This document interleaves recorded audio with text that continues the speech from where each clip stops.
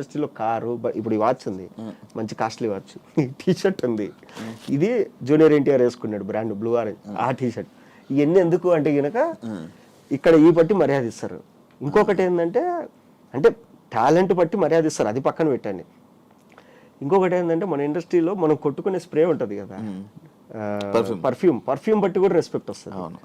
ఒకసారి నేను మా ఫ్రెండ్ నేను పర్ఫ్యూమ్ కొట్టుకున్నా, వాడు పర్ఫ్యూమ్ లేదురా అంటే సరే నాదే కొట్టుకో అన్నాడు.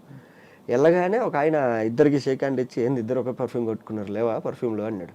ఇప్పుడు ఈ అమ్మ ఏంది ఇది ఇట్లా కూడా ఉంటుందా అనిపించింది నాకు. సో అట్లా ఇండస్ట్రీలో అంతే. తర్వాత నేను ఏ రోజైతే కారు కొన్నానో, కారు కొన్నప్పుడు నాకు మార్నింగ్ 5:30కి ఫోన్ చేసి మేనేజరు 7:30కి ఫోన్ చేస్తాడు, సార్ వచ్చారా అని.